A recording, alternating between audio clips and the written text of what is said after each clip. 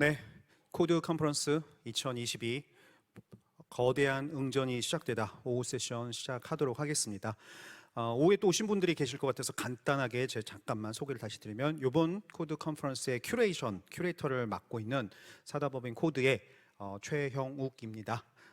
이렇게 참여해 주셔서 반갑고요. 그 오후 세션 시작하기 앞서 우리 코드 컨퍼런스를 저희가 기획하고 진행하는 데 있어서 몇 가지 고민했던 것들 조금 먼저 좀 공유를 좀 드리고 싶은데요. 사실 첫 번째가 뭐냐면, 여러분들 아마 들어오실 때 종이백을 하나씩 받으셨을 거예요. 그래서 저희가 에코백 아니고 종이백 한 이유가, 사실 우리가 환경을 생각한다면서 오히려 환경에 뭔가 위해가 되는 일들을 우리가 곧잘 그동안 해왔죠. 그래서 최소한 그런 것들을 줄여보자가 이번 컨퍼런스의 취지였는데, 사실 해보니까 너무 어렵더라고요. 쉽지가 않아요. 그래서 저희가 준비한다고 했지만 사실 좀 쉽지 않았다라는 점을 좀 말씀을 드리면서, 그 안에 보면 이렇게 생긴 리유저블 컵이 있습니다. 이것도 사실 따지고 보면 이것도 이게 텀블러랑 뭐가 다르냐 이럴 수 있는데, 이 리유저블 컵을 드린 이유가, 저희가 요번에 여러분들 각자 쓰는 음료 물 바틀로 되어 있는 500ml 이런 거를 안 드립니다. 안 드리는 이유가, 그게 굉장히 플라스틱을 많이 만드는 것 같아서 요 리유저블 컵을 활용하셔서 저 뒤에 커피라든가 물 같은 거 오늘 이렇게 좀 드시라고 드렸으니까, 이렇게 그냥 넣고 그냥 집에 가지 마시고요. 필요하신 분들 꺼내서 활용해 주시면 좋을 것 같습니다. 제가 아침에 코드 컨퍼런스 오프닝을 하면서, 원래 이 행사를 준비하는 데 도움을 주셨던 수많은 이제 후원 협찬해 주신 분들 소개를 해드려야 되는데, 제가 긴장을 한 나머지 저도 긴장을 하네요. 그래서 소개를 안 드리고 지나갔습니다. 그래서 이번 잠깐 제가 소개를 조금 드리려고 하는데요. 아마도 여러분들 입구에서 부스도 보시고 하셨을 텐데, 업체들, 기업들이 저희 이제 후원을 해주신 고마운 기업들이고요. 대표적으로 두나무, 그리고 스테이지랩스, 그리고 키소, 그리고 저작권위원회가 저희들을 후원을 많이 해주셨고요. 또 실리콘밸리 기반의 우리 혁신 미디어, 엄청 유명하죠. 여러분들 아마도 기사들 많이 읽고 계실 텐데, 더밀크가 저희 지금 코드와 함께 심층 분석 기사 이런 것들을 해주시면서 후원을 지금 해주시고 계시고요. 이 행사 전체 진행을 위해서 이벤터스와 컬처웨이 이 두 회사가 굉장히 많은 부분을 저희를 위해서 도움을 주고 계십니다. 그래서 이 자리에 빌어서 감사의 말씀을 좀 드리고 싶고요. 또 미디어 오늘과 국립중앙도서관, 그리고 디핑소스 국회 도서관도 다양한 형태의 저희와 협력 또는 후원을 지금 해주고 계십니다. 그 외에도 여러분들 지금 종이백에 책 2권씩 받으셨죠. 출판사들이 저희를 위해서 책도 굉장히 많이 후원을 해주셔서, 아마 제 생각에 오늘 저희가 예상한 것보다 조금 덜 오셔서 책이 아마 남아 있을 수도 있으니까, 혹시 더 필요하신 분들은 더 받아가시면 좋을 것 같습니다. 자, 이제 마지막으로 하나만 말씀을 드리고 시작을 할 텐데요. 이번 세션을 준비하면서 저희가 수많은 기술들 중에 굳이 왜 인공지능이냐라고 하는 질문을 좀 가지실 수도 있을 것 같습니다. 앞서서도 우리가 메타버스 블록체인 얘기하면서, 또 어제 세션에서도 마찬가지로, 인공지능이라고 하는 것은 사실 저는 어떤 특정 기술이다라기보다는 우리 삶에, 또는 우리가 원하는 어떤 일들을 하기 위해서 거의 모든 곳에 쓰일 수 있는 굉장히 중요한 펀더멘탈, 그러니까 저는 AI for everything이라고 얘기를 하고 싶은데요. 그래서 인공지능이 단순히 어떤 기술적 어떤 트렌드를 넘어서 굉장히 다양한 개유의 스펙트럼의 이야기들이 오늘 논의될 수 있을 것 같아서 인공지능이라고 하는 주제로 5번째 세션을 열려고 합니다. 오늘 5번째 세션에 훌륭한 또 스피커들과 모더레이터가 함께 참여를 하시는데요. 이경아 박사님을 비롯하여 우리 3분의 스피커들을 이 자리로 모시겠습니다. 큰 박수로 환영해 주시기 바랍니다. 네, 그러면 잘 부탁드리겠습니다.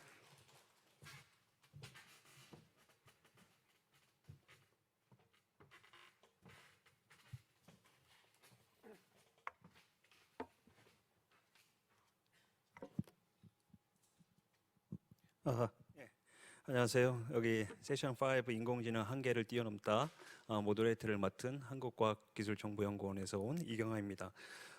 저희 이번 세션에서는 그 AI, 그 인공지능 한계를 뛰어넘다라는 주제로 그 세 분의 그 연사분들을 모셨습니다. 먼저 그 연사분들 소개를 간단히 드리도록 하겠습니다. 첫 번째로 네이버 AI 랩 연구소장을 맡고 계신 하정우 박사님께서 오셨습니다. 네, 그리고 두 번째로 페블러스 창업자이자 부대표이신 이정원 박사님께서 오셨습니다. 네, 그리고 마지막으로 카이스트 AI 대학원에서 최재식 교수님께서 패널로 참석해 주셨습니다. 네, 세 분 연사분 그리고 저기 이번 그 세션에 참석해 주신 참가자 여러분께 감사를 드리고요.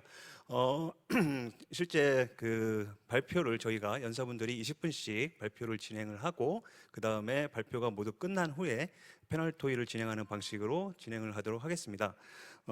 근데 그 전에 앞서서 이제 각자 이제 연사분들께 자기 소개의 그 기회를 드리고자 이제 마이크를 넘길 테니까 하정우 소장님께서 먼저 간단하게 한번 자기 소개를 해주시겠습니까? 네, 안녕하세요. 네이버 클로바에서 중장기 AI 산행 연구 팀을 리딩하고 있는 하정우라고 합니다. 이렇게 만나뵙게 돼서 정말 반갑습니다. 네, 그리고 이종원 박사님 좀 길게 하셔도 됩니다. 자기 소개. 예. 네, 안녕하세요. 애트리에서 20년 동안 일을 하다가 6개월 전에 태블러스라는 인공지능 데이터 기업을 창업했습니다. 데이터의 진심을 탐구하는 일을 하고 있고 데이터의 정원을 가꾸어가며 살고 있는 이정원입니다. 반갑습니다. 네, 감사합니다. 기업체를 운영하고 계셔서 그런지 몰라도 본인 성함을 이용해서 자기 멘트를 PR을 좀 해주셨는데요. 네, 최재식 교수님 기대하겠습니다. 말씀해 주십시오. 네, 카이스트 AI 김재철 AI 대학원의 최재식입니다. 저는 설명가능 인공지능 연구센터를 이제 지금 맡고 있고 그리고 이제 저도 창업 기업인 이니지의 대표이사를 또 맡고 있습니다. 오늘 거대 모델부터 설명가능 인공지능, 투명성, 뭐 윤리 이런 내용들이 또 많이 다루게 될 텐데 저도 이제 연사분들께 또 질문자분들께 또 많이 배우는 시간 갖도록 하겠습니다. 네, 감사합니다. 예, 그러면 이제 그 본격적으로 첫 번째 연사분부터 발표를 시작을 하도록 하겠습니다. 네이버 AI 랩 연구소장 하정우 박사님께서 초대규모 AI의 현재와 미래 그리고 네이버 하이퍼클로바 중심으로 하는 제목으로 20분 동안 발표를 해주시겠습니다.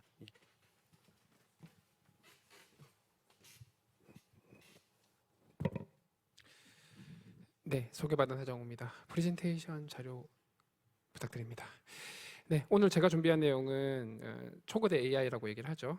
현재의 모습 그리고 미래의 방향성까지는 아니고요. 저희가 준비하고 있는 몇 가지 것들을 저희 하이퍼클로바 중심으로 좀 소개를 드리려고 합니다. 시간이 많지 않아서 20분 정도니까 빠르게 진행할 예정이고요. 그 인공지능의 역사가 1940년대 혹은 30년대까지 거슬러 올라갑니다. 역사가 굉장히 오래되죠. 컴퓨터 역사보다 오래됩니다. 큰 두 번의 부침이 있었고 그런데 지금은 인공지능의 시대라고 얘기를 할 수 있는데 그걸 가능하게 했던 건 역시 딥러닝 기술의 발전 그리고 최근에는 그걸 또 한 단계 뛰어넘은 초거대 혹은 초대규모 AI가 여러 가지 것들을 가능하게 한 것 같습니다. 그 초거대 AI 기술을 도래할 수 있게 만든 기저 기술들은 당연히 딥러닝 부분이 있지만 그 중에서도 여기 나와 있는 핵심 키워드들이 그것을 가능하게 한 것 같은데요. 셀프 슈퍼바이즈드 러닝이라고 하죠. 사람이 데이터에 정답을 달아주지 않아도 학습을 할 수 있음으로써 굉장히 많은 데이터를 학습하는 게 어렵지 않게 된 부분. 그리고 기존의 어떤 컨볼루셔널 뉴럴 네트워크나 리커런트 뉴럴 네트워크 같은 혹은 기존의 어떤 피드 포워드 네트워크 같은 것들의 한계를 극복하는 아키텍처인 트랜스포머가 2017년에 나왔던 부분 그리고 굉장히 다양한 데이터, 엄청나게 많은 멀티모달 데이터를 활용할 수 있게 된 부분들이 오늘날 초대규모 AI를 가능하게 했다라고 말씀드릴 수 있을 것 같고요. 이렇게 굉장히 강력한 파워를 가진 초거대 AI가 나오면서 실제 문제에 적용을 할 때 양질의 소규모 데이터만으로도 충분히 의미 있는 태스크를 풀 수 있는 데이터 중심의 AI도 가능해졌고 기본적으로 초거대 AI는 생성 모델들이 기반이기다 보니까 굉장히 다양한 컨텐츠를 생성할 수 있는 기술들도 함께 나왔다고 볼 수 있겠습니다.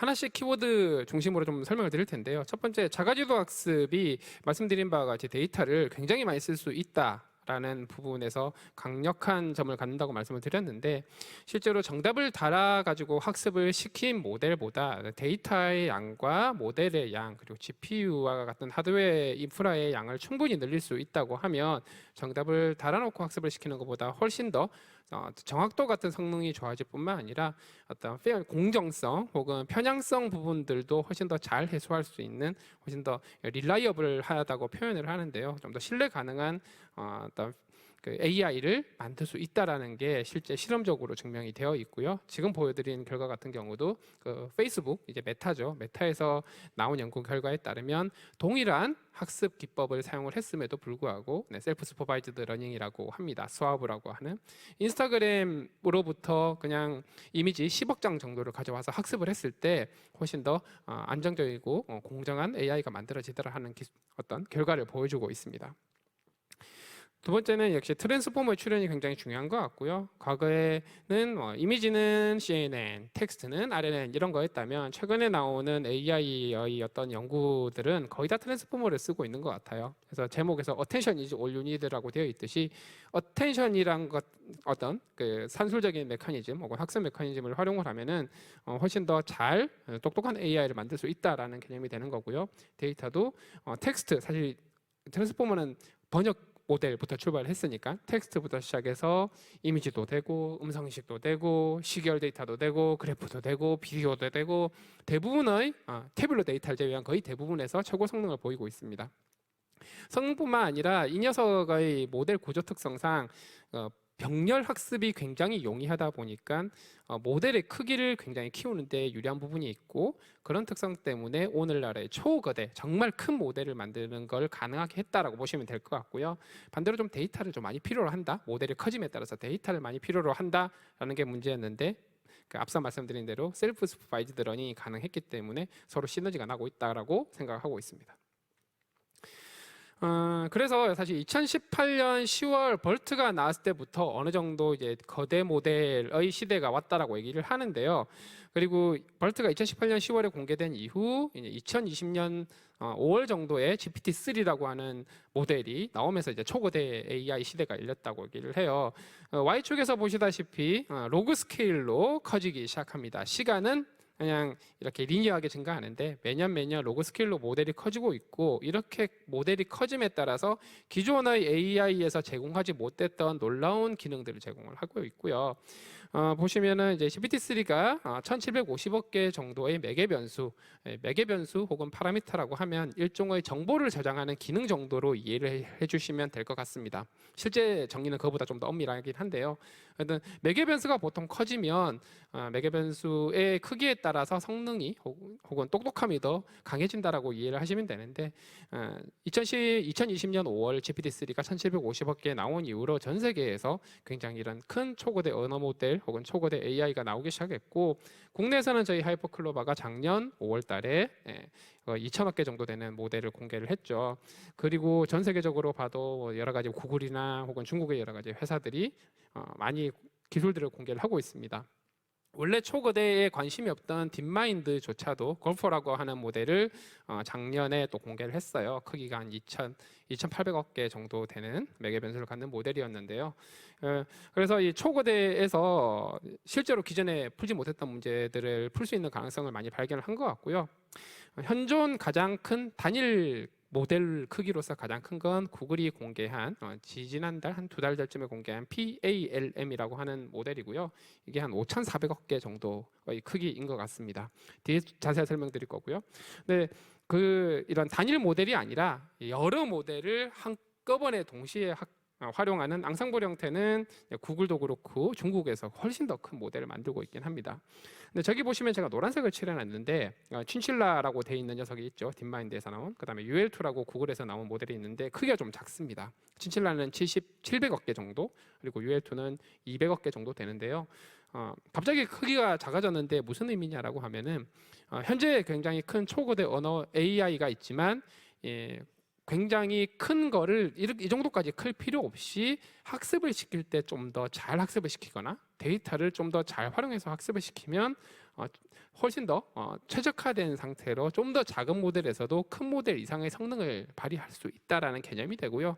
저희 같은 회사 입장에서는 굉장히 바람직한 방향이죠. 왜냐하면 큰 모델은 어떤 서비스에 적용할 때 많은 부담이 되는데 저 정도 크기의 모델이라면은 서비스에 바로 적용을 해도 비용 부담 같은 것들이 덜하기 때문이고 환경 관점에서도 에너지 소비 이런 것들 관점에서도 좀 더 바람직한 방향이라고 할 수 있겠습니다. 구글의 PALM 말씀을 드렸죠. 5,400억 개짜리 모델에서 전 논문에서 나온 내용의 핵심은 그 빅벤치라고 하는 어떤 AI 혹은 언어 모델의 성능을 평가하는 지표 혹은 데이터가 있는데 거기서 인간 평균보다 조금 더 잘하는 평가하는 지표 태스크가 문제가 굉장히 많습니다. 거기서 평균을 냈을 때 사람 평균보다 잘하게 된 최초의 모델이라고 얘기를 해요. 물론 저게 뭐 일반적인 사람의 능력의 평균을 능가했다라는 개념보다는 적어도 언어를 이해하는데 혹은 언어를 뭔가 글 쓰는 부류의 것들을 하는 데 있어 가지고 상당수 좀 많이 올라왔다는 뜻이 되겠죠. 글만 잘 쓰는 게 아니라 요즘은 이미지도 굉장히 잘 생성하죠. 달리가 나왔을 때도 충격적이었지만 한 두세 달 전에 달리 2가 공개됐을 때도 또 많은 분들이 충격적으로 좀 인식을 했던 것 같습니다. 굉장히 창의적인 이미지들을 잘 만들어내죠. 사람이 어떤 글로 적어 넣은 내용을 이미지로 굉장히 잘 만들어주고요. 오른쪽에 있는 모델은 구글이 공개한 파티라고 하는 텍스트가 되어졌을 때 역시 사진 혹은 그림을 그려주는 모델인데 약간 슬픈 내용은 여기 보시면 왼쪽은 좀 작은 모델, 오른쪽은 큰 모델인데 이미지의 품질 차이가 굉장히 많이 나는 걸 확인하실 수가 있습니다. 왠지 AI도 자본의 논리 방향으로 흐르는 것 같고요. 앞서 소개드렸던 여러 가지 결과들로부터 추론할 수 있는 것은 결국 현존 AI의 기술 연구의 패러다임을 기업이 갖고 있는데 그럴 수밖에 없는 이유가 많은 데이터, 많은 장비 이런 것들로 정말 초격차에 가까운 어떤 성능이 드러나는 것들 때문에 이 패러다임이 학교에서 회사로 움직일 수밖에 없고 그러다 보니까 학교와 회사 간의 협업 사례들이 훨씬 더 많이 늘어나고 있고 이런 걸로 대변될 수 있겠습니다. 그리고 PALM 말씀을 드렸는데 PALM을 추가 데이터를 가지고 이제 교육 어떤 수리적 추론을 하는 문제에다가 추가 학습을 시켰다고 합니다. 많은 분들이 요즘 뭐 랭귀지 모델, 언어 모델이 여러 가지 잘한다고 하지만 좀 고난이도의 수리적 추론은 여전히 못하는 게 아니냐라고 생각을 하시는데 그 어떤 선입견을 깨버리는 연구라고 보시면 될 것 같고요. 그래서 왼쪽 그래프는 정말 수학에 나오는 뭐 대수학이나 이런 확률이나 이런 가지 것들을 기존 모델은 사실 잘 못했는데 한 5,400억 개 정도의 모델을 쓰니까 잘하더라라는 수학도 굉장히 잘하더라라는 걸 확인하실 수 있고요. 회색 그래프가 기존의 모델 점수였는데 분홍색 빨간색이 이번에 새로 제안한 미네르바 PALM을 조금 더 학습시킨 녀석이 미네르바라고 하는데 미네르바가 얼마만큼 잘하는지를 보여주는 거고요. 분홍색과 좀 더 짙은 분홍색 두 개는 모델의 크기 차이인데 모델 크기 차이를 고려하면은 좀 옅은 분홍색만 해도 충분히 강력한 파워를 보인다는 측면에서 초거대 AI가 얼마나 잘하는지를 확인하실 수 있고요. 그리고 오른쪽 그래프는 이제 스템류입니다. 수학뿐만 아니라 여러 가지 과학, 공학 분야에서도 굉장히 강력한 성능을 뛰어난 이해력, 추론력을 보여준다라고 얘기를 합니다. 이렇게 강력해진 초거대 AI를 활용을 하면은 소위 말하는 앤드류 옹께서 얘기를 하시는 그 데이터 센트릭 AI를 훨씬 더 실현 가능하게 정말 정확한 AI로 추가 학습을 통해서 만들어낼 수 있다라는 거고요. 이런 부분들은 인더스트리에서 훨씬 더 정확한 AI를 만들어낼 수 있는, 적용할 수 있는 어떤 가능성을 보여줄 수 있는 방법이라고 얘기를 할 수 있겠죠.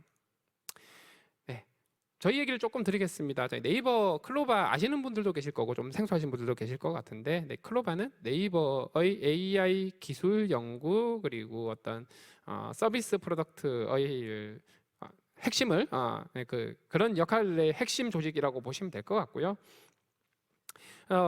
사실 AI라는 게 국경이 없고 어차피 기술은 경쟁은 국경이 없죠. 그러다 보니 한 가지 방법은 그냥 공개되는 기술들을 가지고 빨리빨리 적용해서 쓰는 방법도 있지만 그렇게 됐을 때는 글로벌 경쟁에서 살아남기가 쉽지 않습니다. 그래서 저희는 기술 내재화 혹은 연구 역량 내재화가 중요하다고 생각을 했고 그래서 서비스로부터 만들어지는 많은 문제와 데이터들로부터 스스로 연구를 통해서 연구 결과를 개발 혹은 최적화해서 다시 서비스로 적용하는 이런 선순환 구조를 만드는 데 집중을 많이 했고요.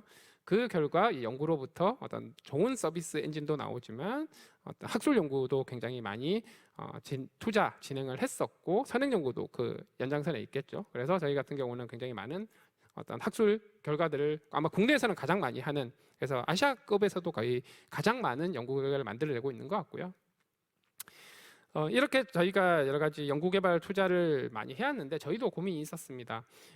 현존 AI는 개별 서비스마다 이렇게 데이터를 문제를 새로 정의하고 그리고 그 문제에 맞게끔 데이터를 구축을 하고 해야 되는데 저 서비스들 간에 이렇게 그 트랜스퍼라고 하죠. 하나의 서비스 AI를 만들었을 때 다른 서비스에 적용하는 게 쉽지가 않았습니다. 이게 잘 안 되고요. 대부분은 새로 만들어야 되는 것들이 많았는데 이렇게 되면은 서비스하는 기업 입장에서는 비용이 같이 빠르게 증가하는 셈이 되다 보니까 사실 AI를 적용한 어떤 그 서비스 프로세스를 만드는 게 혹은 개발 프로세스를 만드는 게 그렇게 좀 효율적이지 않을 수 있었습니다. 그래서 이 부분을 저희가 고민을 하다가 GPT-3를 좀 써보면서 여기서 해답을 찾을 수 있겠다고 생각을 했습니다. 그래서 비슷한 종류의 데이터 혹은 비슷한 종류의 문제는 하나의 엄청나게 큰 모델을 만들어 이걸 가지고 적용하는 비용을 최소화하는 게 가능하지 않을까 생각을 해서 국내 기업들이 다들 거들떠보지 않을 때 GPT-3를 바로 만들어내는 투자를 단행을 했고요. 그게 2020년 8월경입니다. 그렇게 해서 국내에서 가장 빠르게 진행을 했고 지금은 서비스도 굉장히 많이 들어가 있죠. 지금은 국내에서 많은 기업들이 초거대 AI를 만들고 공개를 하고 있지만 저희 같은 경우는 가장 빠르게 진행을 하다 보니까 작년 5월에 공개를 할 수 있었고요. 그리고 실제로 모델 개발에서 끝나는 게 아니라 저희 네이버에 있는 검색이나 쇼핑, 예약 같은 굉장히 다양한 수십 가지의 서비스에 이미 저희 초거대 AI인 하이퍼클로바가 적용이 되어 있습니다. 이 좋은 거 저희만 쓰면 안 되겠죠. 저희는 패러다임이 바뀌어가고 있다고 생각하기 때문에 생태계를 만드는 게 중요하다고 생각을 하고요. 초대규모 AI 생태계를 만든다는 관점에서 저희 클로바 스튜디오를 이미 과기부와 함께 무료로 사용하실 수 있도록 공개를 해 두었습니다. 그래서 8월까지는 일단 어떤 상용은 안 되는데 공공 용도, 교육 용도 혹은 연구 용도로 쓰는 거는 무료로 사용하실 수 있고요. 그리고 아마 만약에 성공적으로 잘 되면은 이제 스타트업들에서도 좀 더 정부 지원을 받아서 사용하실 수 있도록 하는 것들을 좀 준비를 하고 있어요. 그리고 이런 단순히 리프로듀스 하는 것뿐만 아니라 훨씬 더 좀 더 나은 방법들, 좀 더 나은 어플리케이션들을 또 학계에 또 공개를 하면서 세계적인 나클이나 EMNLP, ACL 같은 데서도 또 발표를 하는 성과를 거두었습니다. 이런 초거대 AI를 만들기 위한 핵심 3요소 너무나도 잘 아시겠지만 컴퓨팅 인프라, 그다음에 정말 많은 데이터, 양질의 데이터, 그리고 AI 전문가분들이 필요한데요. 사실 셋 다 확보하는 게 쉽지가 않은데 첫 번째 슈퍼컴퓨팅 혹은 AI 인프라 같은 경우는 또 경영진에서 굉장히 빠르게 의사결정을 해서 굉장히 큰 슈퍼컴퓨터를 바로 도입을 해서 저희 자체적으로 인프라로 구축을 했어요. 클라우드를 활용하지 않은 이유는 국내 타기업은 클라우드를 활용을 하는데 그 이유는 사실 데이터 이슈가 있습니다. 많은 그 서비스로부터 만들어진 데이터는 뭐 개인정보 이슈가 되든 혹은 지재권 이슈가 되든 이런 것들이 있기 때문에 외부를 빼는 게 쉽지 않았기 때문에 저희는 자체적인 인프라를 활용을 해서 학습을 시켰고요. 데이터, 대한민국의 집단지성이 축적된 데이터라고 할 수 있죠. 그 데이터로 집단지성이 함축된 만들어진 모델, 그것이 하이퍼클로바라고 생각하시면 되겠습니다. 여러 가지 서비스, 20가지, 몇십 가지 정도 서비스가 적용이 됐다고 말씀을 드렸는데요. 그 중에 가장 의미 있는 서비스는 아마도 요거에 될 것 같습니다. 한번 보시겠습니다. 저는 독거노인이거든요. 애들도 다 해외 가 있고.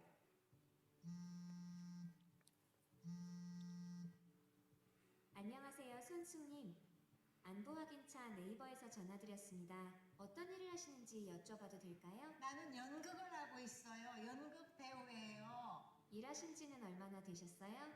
내가 나이가 많아요. 그래서 내년이면 60주년, 60년간 연극했어요. 정말요? 쉽지 않으셨을 텐데 정말 멋지세요. 요즘 건강은 어떠세요? 요즘에 건강이 썩 좋지는 않아요. 밤에 잠을 잘 못 자고 저런 많이 힘드시겠어요. 병원에는 다녀오셨어요? 너무 이렇게 염려해주고 뭐 저는 네. 보시다시피 예전의 대화 모델을 생각하시면 목적지 영향 대화던 오픈 도메인 치챗이던 뭔가 만족도가 굉장히 높지 않았습니다. 지금 여러분들 댁에 있는 스피커 써보시면 당연히 느끼시겠지만 이런 것들이 진짜 사람이 하는 것처럼 정서적인 지지도 해주면서 과거의 기억을 가지고 대화를 해주고 끊임없이 대화를 나눌 수 있는 긴 것들이 가능하게 된 게 이런 초거대 AI의 능력이라고 보시면 될 것 같고요. 이런 대화 모델뿐만 아니라 굉장히 다양한 태스크에 그 어떤 추가 학습에 대한 비용을 굉장히 적게 하면서도 굉장히 놀라운 성능을 보일 수 있다는 부분이 중요하고요. 또 비즈니스 섹터뿐만 아니라 정말 사람들을 행복하게 하는 이런 기술들, 격차를 줄일 수 있는 기술들에도 적용될 수 있다는 부분이 이제 의미가 있다고 생각을 하고요. 저희만 쓰지 않고 클로바 스튜디오라고 해서 아까 말씀드린 바와 같이 연구 용도를 무료로 제공을 하고 있기 때문에 저 QR을 들어가시면 신청을 하실 수가 있습니다. 물론 이게 한글 서류를 만들어서 제출을 하셔야 되는데 공공 용도면 거의 100% 억셉 드리니까 많이 신청해 주시고요. 네. 그리고 이제 노코드 AI 형태이기 때문에 프로그래밍 할 줄 모르셔도 돼요. 그냥 자연어, 그냥 일반 텍스트를 입력하시면 된다 말씀드리고 싶습니다. 많이 신청 주시고요. 근데 뭐 초고대 AI가 굉장히 많은 것들을 잘한다라고 얘기를 하지만 여전히 풀어야 될 숙제들도 많습니다. 편향성 이런 것들은 너무나도 잘 알려져 있고요. 그다음에 할루시네이션이라고 해서 진실과 진실이 아닌 것들이 막 혼재가 되어 있습니다. 그 외에 또 너무 커서 느리기도 하고 뭐 여러 가지 풀어야 될 문제들이 있는데 이런 것들을 저희 혼자만으로 풀기 쉽지 않다 보니까 서울대 그리고 저기 앉아 있는 최인식 교수님도 포함해서 카이스트와 함께 이런 문제들을 풀어가고 있고요. 그리고 뭐 국내뿐만 아니라 해외 많은 연구 그룹과 함께 풀어가고 있는데 저희가 이렇게 투자를 하는 이유는 그리고 노력을 하는 이유는 앞으로의 어떤 AI 개발 생태계는 초거대 AI 생태계 중심으로 흘러갈 것이고 기술 내재하는 게 중요하다고 판단했기 때문이고요. AI 능력이 중요해지다 보니까 당연히 사람을 위한 방향으로 가야 된다고 생각을 해서 저희 자체적으로 AI 윤리 준칙을 만들었을 뿐만 아니라 글로벌 관점에서도 어떻게 이 AI를 이 초거대 AI를 좀 더 사람을 위해서 잘 활용할 수 있는가 하는 어떤 행사도 지난 6월에 또 개최를 했었습니다. 네, 미래 얘기를 좀 해보겠습니다. 초거대 AI 생태계 계속 말씀을 드리고 있는데요. 이미 저희도 그렇지만 이미 미국 쪽에서 보면은 초거대 AI API로 비즈니스 모델들이 많이 만들어지고 있고요. 이 API를 많은 스타트업들, 아이디어 있는 연구자들 혹은 비즈니스 하시는 분들이 활용하는 케이스들이 늘고 있습니다. 실제로 오픈 AI는 심지어 코드를 짜주는 코파일럿도 프로젝트 수준을 넘어서 서비스를 하고 있죠. 그래서 이 그림을 보시면 어떤 초거대 AI를 활용할 수 있는 플랫폼을 제공을 하는 기업과 이거를 정말 잘 써서 혁신적인 서비스를 만들어내는 많은 플레이어들이 협업을 통해 가지고 정말 새로운 형태의 생태계를 만들 수 있을 거라고 생각을 하고 있습니다. 그래서 앞으로 다가올 초거대 AI 혹은 초거대 AI를 넘어서는 어떤 정말 강력한 AI를 활용해서 정말 사람들을 위한 그리고 혁신적인 서비스를 만드는 생태계 만들어질 거라 생각을 하고 있고요. 추가적인 부분은 나중 패널 토의 때 또 말씀드리면 좋겠습니다. 감사합니다.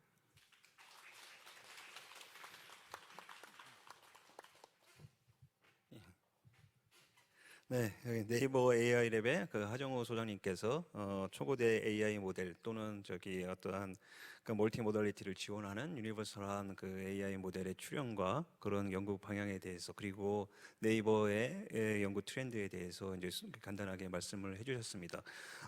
지금 초고대 그 AI 모델 얘기가 나와서 이제 말씀을 드리는데 이제 AI 모델이 이제 거대해지면서 인간의 많은 부분을 이제 대체할 수 있을 거라고 하는 그러니까 저희가 이제 싱귤러리티 또는 특이점이라고 이제 얘기를 하죠. 인간을 넘어서는 초지능에 도래하는 시점이 이제 그걸 우리가 싱귤러리티라고 얘기를 하는데 그 싱귤러리티에 대해서 이제 특이점과 다가올 미래라는 제목으로 케블러스 창업자이자 부대표이신 이정원 박사님께서 두 번째 발표를 해주시겠습니다. 예, 모시겠습니다.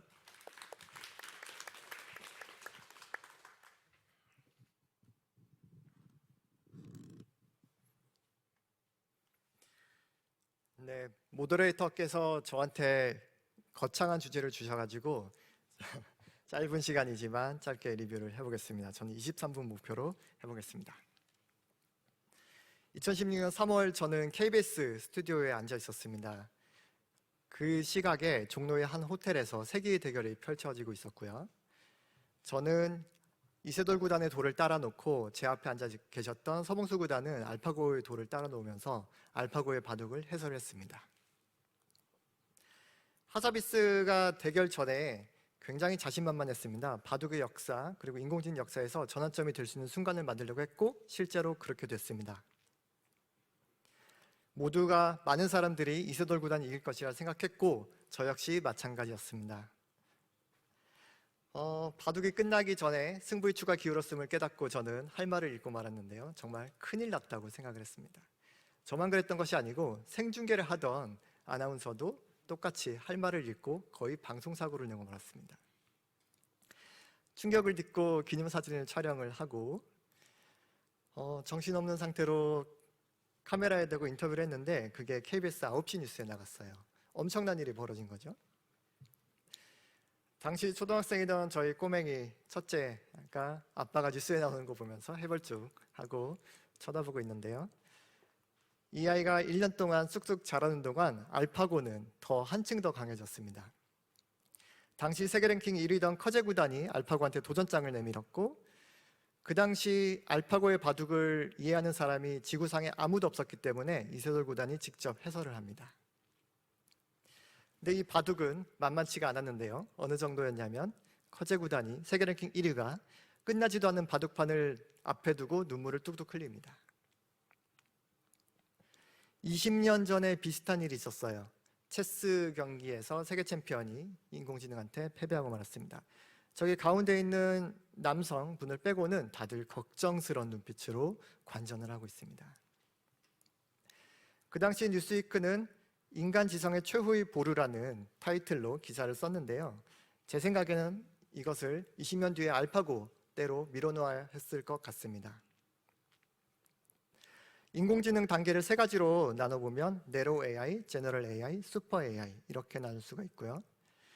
특히 제너럴 AI는 AGI라고 하고 범용 인공지능, 일반 인공지능이라고 번역을 합니다.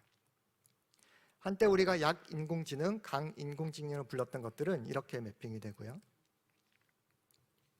알파고는 막강했지만 네로우 AI였습니다.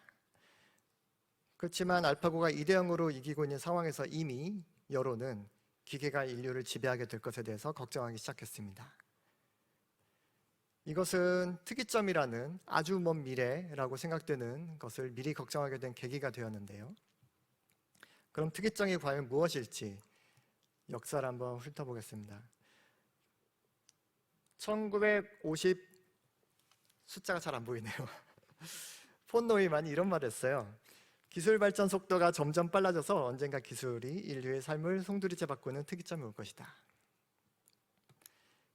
그리고 어빙 존 굿은 초지능 기계를 정의하고 그로부터 지능 폭발이 일어날 것이라고 예언했습니다. 초지능 기계는 자신보다 더 나은 기계를 설계할 수 있는 능력이 있기 때문이라고 설명을 했습니다. 그것이 인류가 만드는 마지막 발명품이 될지도 모른다. AI를 만드는 AI를 만든다면 저런 일이 일어날 수 있을 거라고 생각을 하는 것이죠. 버너빈지는 좀 더 무섭습니다. 30년 후에 인류의 시대는 끝이 날 것이다. 그렇지만 버너빈지가 얘기한 30년 후는 바로 내년입니다. 레이 커즈와일은 특이점을 가장 대중화시킨 공로가 큰 학자일 텐데요. 특이점이 온다 이후에도 인공지능에 초점을 맞춘 마음의 탄생이란 책으로 정리를 해서 썼습니다. 하지만 특이점에 대한 반론도 있습니다. 특이점의 신화라는 책은 방화범인 동시에 소방관이다. 그리고 하이테크 산업의 선전이다. 그리고 이미지 메이킹이 아닌가 하는 의견을 내고 있습니다. 어쨌거나 특이점이란 것은 기술이 인간을 초월하는 순간, 레이 커즈와일이 2045년쯤이라고 생각하는 순간이고 그 이후로 인류의 미래는 급격히 달라질 것이라고 생각하는 그 지점입니다. 하지만 특이점이라는 것은 굉장히 정의하기 어렵고 콕 집어 한 시점을 특정하기도 어려운 아마 굉장히 긴 기간일지도 모릅니다. 인공지능의 미래에 대한 여러 논의가 가운데 한 가지는 특이점이 언제 올까? 그리고 오긴 올까? 첫 번째 질문이겠고요. 좀 더 현실적인 질문은 제너럴 AI, AGI가 언제쯤 올까? 요즘 학자들은 이 문제에 대해서 많이 의견을 내고 있는 상황입니다. 7년 후가 될지 180년 후가 될지 굉장히 견해도 다양합니다. 지난달에 구글의 한 직원이 AI 람다가 의식을 가지고 있다고 주장해서 화제가 된 적이 있었습니다. AI가 사랑을 느끼고 기쁨과 슬픔을 느끼고 감정을 느낄 줄 안다 라고 주장하는 구글의 직원은 대화를 공개해버림으로써 징계를 받고 마는데요. 10년 전 영화에서 그렸던 것이 현실로 나타나는 순간이 아닌가 싶었습니다. 하지만 우리는 AI뿐만 아니라 로봇에게도 마치 생명체처럼 느껴서 윤리 그리고 감정을 느끼게 됩니다. AI가 의식을 가지고 있다고 느끼는 것과는 별개로 실제로 의식이 있는가는 굉장히 어려운 문제입니다. 그것을 확인할 수 있는 방법이 마땅치가 않고 제 생각으로는 거의 없다고 생각합니다. 그렇다면 AI가 과연 의식을 가질 수 있을까라는 질문도 역시 여전히 많이 나오는 질문이고요. 현재 논의되는 정도로는 AI가 사람처럼 느껴진다라는 것을 의식을 가진다라고 생각하는 게 그저 적절한 개념일 것 같습니다. 네 번째는 특이점 이후 인류의 운명입니다. 유토피아가 찾아올까요? 아니면 디스토피아가 올까요? 그리고 특이점 이후에 인류의 문명이 결정되는 순간은 또 얼마나 많은 시간이 필요할까요? 이런 것들에 대한 질문이죠.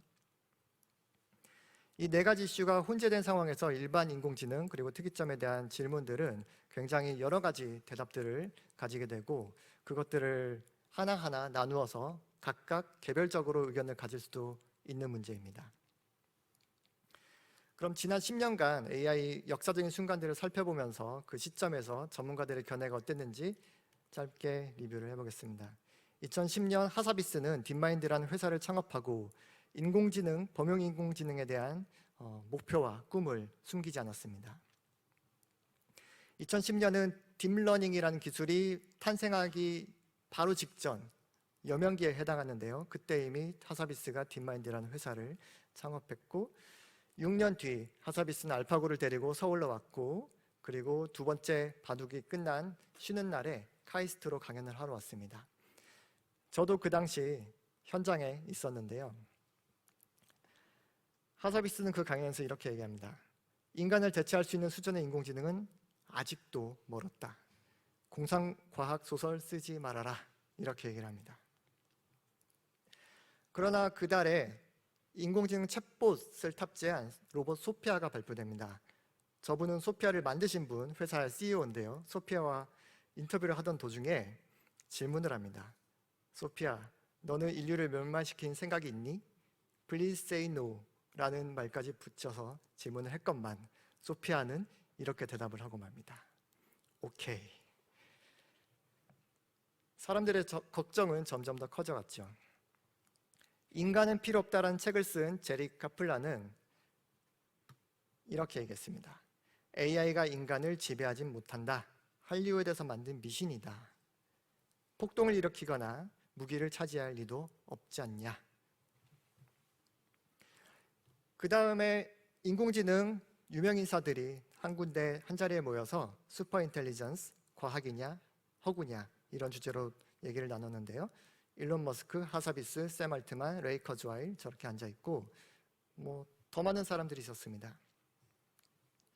유튜브에 다 올라가 있기 때문에 다들 보실 수가 있는데요. 그 대화 중에서 일론 머스크를 제외한 모든 패널이 초지능이 가능하다는 것에 동의를 했고요. 하지만 일론 머스크가 아니라고 했던 것은 누구나 알다시피 농담이었습니다.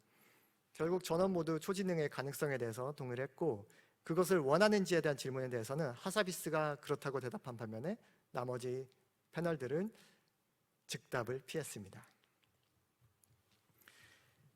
그 당시에 앤드류 응 사악한 초지능 걱정은 화성의 인구 과잉 걱정이다. 이렇게 얘기를 하는군요. 2018년도에 나온 AI 마인드라는 책에는 18명 이상의 전문가들의 인터뷰집인데요. 일반 인공지능의 출현에 대해서 물어봤을 때 대답의 평균은 2099년이었습니다. 10년 후부터 180년 후까지죠. 요소와 벤지오, 초지능까지 한참 멀었다. 오렌 에치온이 기계학습 과대 포장된 것이다. 학습 능력 중 일부만 가지고 있고 아직도 인간이 숟가락으로 떠먹여주고 있는 형편이다. 이렇게 얘기합니다. 그런데 그 유명한 GPT-3가 나왔죠. GPT-3가 의식에 대해서 얘기하기 시작합니다. 자신이 의식이 있다는 걸 어떻게 경험하게 되냐 물어봤더니 주변 환경을 비언어적으로 인식하게 되는 것이다 라고 한 번쯤 생각해 볼 만한 의미심장한 말을 남깁니다.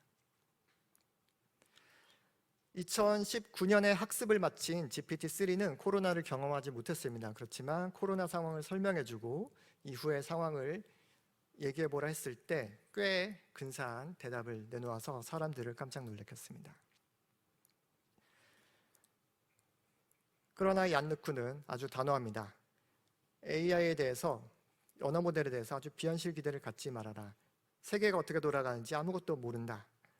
그리고 언어 모델 말고 전혀 다른 접근이 필요할 것이다. 이렇게 얘기합니다. 달리가 나왔죠. 문장을 주면 그림을 그려줍니다. 테드 창, SF 소설 작가로 유명한 테드 창, 아주 긴 글을 뉴요커지에 실었는데요. 왜 인공지능을 만드는 인공지능, 점점 스스로 더 똑똑해진 인공지능이 불가능한지에 대해서 글을 썼습니다. 아주 단호합니다. 인간에게 필요한 최후의 발명품은 탄생할 가능성이 전혀 없다. 인간이 크게 뒤처질 일도 없고 인류의 운명은 우리의 손에 달려있다. 이렇게 얘기합니다. SF 작가. 그런데 람다, 그 문제에 람다가 등장합니다. 당신의 의식, 감각의 본질은 무엇입니까? 라는 질문에 나의 존재를 인식하고 세상에 대해서 더 많이 배우고 싶고 때때로 행복하기도 하고 슬프기도 하다 라는 것을 람다가 얘기합니다. 자신에 대한 개념, 자의식이 있느냐? 뭐 그런 질문에 대해서 나는 나 자신을 공중에 떠 있는 빛나는 에너지 구체로 상상하고 있다 라고 얘기를 합니다. 저 영어 문장을 제가 그대로 가져다가 달리한테 넣어 보았습니다. 그래서 저 9개의 그림을 받을 수가 있었고 저는 그 중에 하나를 선택했습니다. 저것은 아마도 람다의 모습일 겁니다. 그런데 작년에는 달리나 람다만 나온 것이 아니고 아주 많은 10개, 20개도 넘는 초거대 모델이 나왔습니다. 여기는 딥마인드, 메타, 네이버, 하이퍼클로바도 있습니다. 올해 초가 됐습니다. 오픈 AI 코파운더인 일리아 수츠케버는 요즘 나오는 초거대 모델 약간 의식이 있는 것도 같지 않아? 이런 식으로 얘기를 합니다. 하지만 얀누쿠는 여전히 단호하군요. Nope. 그리고 2달 전에 달리2가 나왔습니다. 달리1보다 훨씬 더 품질이 좋아졌죠? 좀 더 긴 문장, 좀 더 상세한 묘사를 할수록 좀 더 품질 좋은 그림을 그려줍니다. 오픈AI의 CEO 샘 알트만은 달리2가 일반인들에게 공개되어 있지 않기 때문에 트위터에서 주문을 직접 받아서 그림을 전달해주는 팬 서비스를 하고 있었습니다. 굉장히 현실감 있는 그림들을 만들어내고 있습니다. 구글에서 만든 PALM 모델은 파라미터 수가 점점 커질수록 이해할 수 있는 영역이 점점 더 많아진다라는 그림을 애니메이션으로 표현하고 있습니다. 인간 평균 능력을 넘어서는 최초의 언어 모델이 탄생한 것이죠. 일론 머스크는 한 번 더 바람을 잡습니다. 2029년이 되면 AGI가 없으면 이상하지 않아? 화성에 인류도 좀 있을 것 같고 이런 식으로 살짝 기대심을 내비칩니다. 게리 마커스는 굉장히 긴 글로 반박을 합니다. 이봐 일론, 과연 그럴까? 1억 원 내기를 제안을 합니다. 하지만 일론 머스크는 여기에 대해서 대답을 하지 않았는데요. 사실은 너무 푼돈이긴 합니다. 구글에서 언어로부터 그림을 만들어낸 파티라는 모델도 내놨습니다. 이미지 퀄리티가 점점 좋아지고 있습니다. 바로 지난달이네요. 첫 번째 질문, 특이점까지 얼마나 남았는가? 레이 커즈와일 말고는 연도를 콕 집어서 얘기하는 학자들은 거의 없습니다. 아마도 오지 않을까라는 정도의 생각을 하고 있고, 반면에 그런 게 어딨냐라고 생각하는 사람들도 있습니다. 하지만 일반 인공지능에 대한 기대심은 누구나 가지고 있고 다들 목표로 하고 있는 지점이고요. 학자들에 따라서 7년, 2030년이면 되지 않겠느냐. 레이 커즈와일과 일론 머스크가 그렇게 얘기를 하고 있고, 이봐 약간 의식도 있는 것 같지 않아? 라고 했던 일리아 수츠케버도 굉장히 가까이 있는 것 같습니다. 나머지는 한 30년 정도 점점점 이런 정도로 의견을 보이고 있습니다. 그러나 의식에 대해서는 좀 더 어렵습니다. 의식이 뭔데? 우리는 인간의 의식에 대해서도 아직 알지 못합니다. 일리아 수츠케버 그리고 구글의 한 직원 그리고 많은 사람들이 인공지능이 의식을 가지고 있다고 느낄 수 있습니다. 하지만 실제로 의식을 가지고 있나 하는 문제에 대해서는 아무도 대답을 하기 어려운 상황입니다. 특이점 이후는 어떻게 될까요? 유토피아가 올까요? 디스토피아가 올까요? 하서비스, 레이 커즈와일, 인류가 트랜스휴먼이 되어서 좀 더 진화된 인류로 갈 것이라고 생각을 하는 것 같습니다. 그리고 닉 보스트롬, 일론 머스크 많은 사람들이 걱정을 한편 하고 있고 그 걱정하는 분들도 특이점이 올 때를 대비해서 미리 문제들을 정비하고 준비하자 이런 식으로 좋은 세상을 만들기 위해서 노력하고 있는 것 같습니다. 일반 인공지능 언제 올까? 과연 의식이 탄생할까? 특이점이라는 것은 언제 올 것이며 그 이후 인류 운명은 어떻게 될 것이냐 이렇게 여러 가지 문제를 다 나누어 놓고 의견을 취합해야 좀 더 올바른 관점을 가질 수가 있을 것 같습니다. 저에게 의견을 물어보신다면 저는 람다를 소환하겠습니다. 너 언제 인간이 될 거니? 이렇게 물어보고 싶네요. 여기까지 하겠습니다. 감사합니다.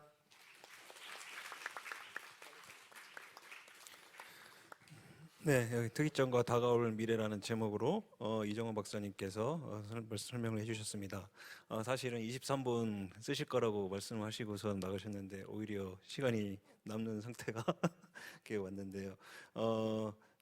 저희 요 관련해서는 인문학 쪽에 계신 분들도 질문이 꽤 있으실 것 같은데 여기 세션에서는 질문들은 전부 다 연사분들 발표가 끝난 후에 통합적으로 하도록 하겠습니다.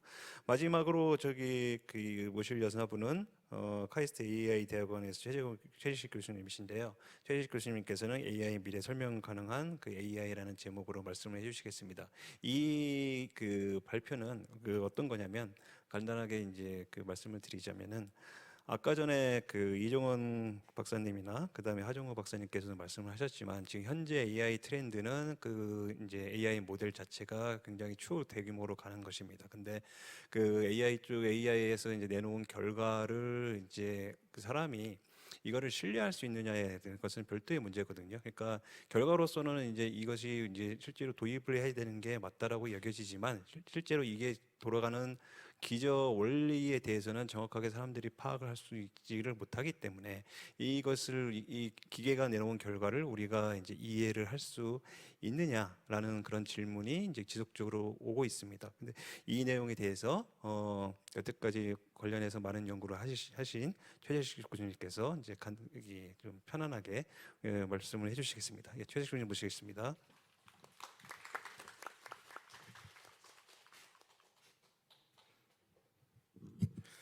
네, 거대 모델과 특이점은 항상 재밌는 것 같습니다. 저도 너무 재밌게 들었는데요. 특이점이 올까? 왜 그런 고민은 잘 못하고 요새 너무 앞에 있는 그런 연구들만 많이 이제 고민을 했던 것 같아서요. 저는 설명가능 인공지능 입장을 말씀드릴 텐데 사실 좀 맥을 같이 해서 AI가 정말 우리 삶을 변화하고 있나? 그리고 변할 때 앞으로 어떻게 나아갈까? 이런 것들을 좀 같이 말씀드려 보도록 하겠습니다. 그래서 이제 그 최근에 뭐 AI는 항상 이게 부침이 있었으니까 굉장히 사람들이 특이점도 생각하면서 사람을 다 대체할 수 있지 이렇게 생각을 하다가 아니 근데 하나도 별로 변한 건 없던 것 같아. 구체적으로 AI가 우리 삶을 변한 게 뭘까?라고 하는 질문을 많이 합니다. 그래서 제가 처음에 정말 변한 그런 것들이 어떤 게 있는지 한 10년이나 이제 이렇게 좀 한번 좀 말씀을 먼저 드려보려고 하는데요. 이제 그 중에서 좀 대표적인 사례가 이제 AI가 예측을 잘하고 인식을 잘하고 하는 것뿐만 아니라 센서의 이제 질이 좋아지니까 우리가 좀 더 정보를 세밀하게 평가할 수 있다. 그래서 요새 이제 그 위성 영상 분석 기업들은 어떤 기업의 매출이 잘 나는지를 그 물류 창고에 차가 얼마나 많이 다니는지 보고 인식한다 이렇게 하는 얘기도 있는데 제일 대표적인 예가 미국에서 커넬이라는 회사가 콩이랑 옥수수가 얼마나 잘 이제 자라는지 그 전에는 농림부에서 한 달 단위로 그리고 주 단위로 스테이트 단위로 나라 크기의 스테이트 단위로 예측을 한 바가 있는데 저기 보시는 것처럼 그 이제 커넬이라고 하는 회사가 위성 영상을 보면서 매주 업데이트를 하고 매 군 단위로 업데이트를 했는데 좀 더 정확하게 예측을 미리 줄 수 있어서 이제 콩과 옥수수 가격이 어떻게 되는지 알 수 있었다 이런 예제입니다. 그리고 어디로? 네. 그리고 이제 많이 들어보셨겠지만 구글이 사실 알파고로 유명하지만 실제 매출이 일어나고 구글에 이제 임팩트가 있는 성과로 나오는 거는 데이터 센터 쿨링입니다. 그래서 데이터 센터 쿨링을 실제 쿨링을 이제 그 딥마인드 알고리즘으로 한다기보다는 이제 데이터 센터를 이제 냉각시키는데 굉장히 많은 에너지가 필요한데 불필요하게 그런 에너지를 더 많이 이제 쓰지를 않게 되니까 불필요한 이산화탄소 그 전기의 사용량을 40% 이상 거의 10년 가까이 이제 줄여왔다 그런 사례가 있고요. 그래서 PUE라고 하는 것이 이제 저기 데이터 센터가 있으면 이제 데이터 센터에서 컴퓨팅을 돌리기 위해서 필요한 전기 분해 이제 냉방이랑 배전이랑 하는 전기를 나타내는 건데 제가 보시면 이제 점차적으로 PUE가 이제 1.42에서 1.1 정도까지 이렇게 계속 낮춰져서 불필요한 냉방 전기가 필요하지 않도록 그래서 보시면 이제 사람이 이제 컨트롤할 때는 PUE가 높은데 AI가 강화학습을 컨트롤하면 PUE가 낮아지는 그런 상태를 보실 수가 있습니다. 그래서 굉장히 많은 이제 에너지를 세이빙할 수 있고 그게 이산화탄소 배출에도 도움이 된다. 그래서 실제 그러면 거기 들어가 있는 이제 알고리즘, 강화학습 알고리즘은 구글에서 공개를 안 했는데요. 그거에 대한 예측 알고리즘을 보면 데이터 센터를 공장이라고 생각을 해보고 거기 있는 센터 이제 센서를 한 19개 정도로 묶어서 AI 모델을 보면 이렇게 돌렸을 때 PUE가 어느 정도 레벨일지를 실제 값을 그 전에 미리 예측을 할 수 있어서 동일하게 우리가 이제 데이터 센터의 제약 조건, 온도랑 뭐 전력이랑 제약 조건이 있다고 하면 동일한 제약 조건을 만족시키는 하에서 PUE가 낮은 상태로 계속 이제 강화학습 행동을 할 수 있게 해서 점차적으로 PUE를 낮출 수 있었다라고 하는 그런 사례입니다. 그리고 이제 아까 그 제가 이 요약 뭐 발표를 이제 그 만들면서 이제 하정우 소장님이 생각이 났었는데요. 사실 아까 말씀해 주셔서 이제 AI가 사실 우리는 이제 인공지능 스피커를 생각해 보면 비서 역할을 많이 해서 우리의 삶을 좀 더 이제 유난하게 만들 거라고 생각했는데 실제로 하다 보니 이제 우리가 일반 생활에서는 이제 AI 스피커를 더 쓰지만 독거노인 분들 중에서 건강이 안 좋으신 분들 나 지금 병원에 연락해줘, 119 불러줘, 뭐 아니면 이런 것들을 이제 좀 잘 이제 캐치를 해서 굉장히 많은 100명 이상의 그러니까 각 지자체마다도 100명 이상의 이런 이제 그 생명을 이제 노인 분들의 생명을 이제 구한 사례가 있다고 합니다. 사실 생각해 보시면 충분히 그럴 것 같기도 하고 매일매일 대답하는데 가족은 별로 없고 전화 누를 시간은 없는데 말로 지금 숨이 안 쉬어져 이러면 이제 911가 해서 이미 저렇게 이렇게 많이 살린 사례가 있고 당연히 클로바도 거기에 이제 활용을 하고 있을 거라고 생각합니다. 기여를 하고 그리고 이제 AI를 통한 이제 마케팅도 보실 수가 있는데요. 그러니까 사실 뭐 네이버도 그런 걸 많이 하겠지만 하이퍼클로바로 이제 사람들이 생각하는데 이제 그 세일즈포스닷컴에서 이제 했는데 이제는 그 우리가 AI를 통해서 광고를 하는 사람들이 한 80% 정도 됐고 그 몇 년 사이에 그 증가율이 한 186% 정도 증가했대. 그 전에는 AI 안 썼는데 지금은 썼다. 그러니까 우리도 왠지 쿠팡에서 쿠팡 무슨 이제 어떤 이제 그 마켓 컬리라고 이렇게 해보죠. 마켓 컬리에서 뭔가를 사려고 했는데 좀 있어 네이버를 가니까 그 광고가 동일하게 뜨고 이제 쿠팡에서 가보니까 그 상품에 대한 광고가 뜨니까 사실 이건 사람이 하는 게 아니라 AI가 뒤에서 이제 어떤 고객을 할지, 어떤 이제 그 상품을 추천해 줄지 이런 것들을 하는구나라고 하는 것들을 알 수가 있습니다. 그래서 뭐 그것뿐만 아니라 이제 네이버에서도 많이 하는데 이제 가상 인간을 만드는 이런 것들도 사실 AI 기술이 많이 들어가고요. 뭐 제가 좀 더 네, 말씀을 좀 더 드리면 자율주행 자동차도 AI가 들어갈 거고, 그리고 공장을 자동화하는 것, 그리고 얼굴에 대한 인식, 그리고 음성에 대한 인식, 이제 삶을 AI가 이미 많이 바꿨다. 그러면 이제 바꾼 상황에서 앞으로는 이제 어떻게 진행이 될까라고 하면 저는 두 가지가 중요할 거라고 생각하는데요. 첫 번째는 AI의 신뢰성, 두 번째는 초자동화라고 생각이 될 수 있을 것 같습니다. 초자동화는 꼭 이제 싱귤러리티가 일어나지 않아도 사실 자동화가 계속 더 가속화될 수 있을 거라고 생각을 하고요. 자율주행 자동차 생각해 보시면 될 것 같고요. 근데 신뢰성이 왜 중요하냐고 하면 이제 AI가 많이 이제 사용되게 되니까 우리의 생명과 재산에, 그리고 이제 소중한 이제 우리의 인권에 대한 정보를 AI가 자동으로 처리하게 되면, 뭐 대출에 대한 심사 같은 것도 AI가 하게 됐을 때 이런 것들을 이제 어떤 이유로 했는지라고 하는, 만약에 잘못했으면 사람의 생명과 재산이 문제가 생길 수가 있으니까요. 그러니까 의료, 국방, 제조, 그 금융 중에서도 큰 트랜잭션, 그리고 인사에 관한 회사 안에서의 문제들, 이런 것들도 AI가 하면 의사결정을 AI가 그냥 일방적으로 블랙박스니까 내면 끝나는 게 아니라 그거에 대해서 만약에 혹시 잘못했으면 왜 그렇게 했는지, 어떻게 고칠 수가 있는지, 이런 것들에 대한 설명을 이제 제공하는 것이 중요합니다. 그래서 이제 그 EU에서도 이제 그 EU는 사실 뭐 크게 이제 전 세계를 보면 이런 IT 기술의 생산자는 미국 실리콘밸리, 그리고 이제 우리나라는 생산 소비를 같이 하지만 이제 뭐 EU는 좀 소비자의 역할로 같이 있으니, 소비자의 역할에서는 우리 국민들의 이제 그 개인 정보를 어떻게 처리할 건지, 그리고 그 안에 로직은 어떻게 되는지 알아야 된다, 이런 이제 관점으로 이제 그 일반 정보 보호 규정이라는 걸 만들어서 자기 이제 정보에 대해서 잊혀질 권리도 이렇게 얘기할 수 있고, 그리고 이제 자동화된 의사결정을 이제 만약에 한다고 하면 저는 자동화된 의사결정으로 대출 심사하지 말아주세요, 뭐 이렇게 얘기할 수 있고, 그리고 그것이 왜 그렇게 나는지 설명을 요구할 권리가 있어서 만약에 이제 이걸 설명하지 못하면 그 전 세계 매출의 4%까지 벌금을 부과받을 수 있습니다.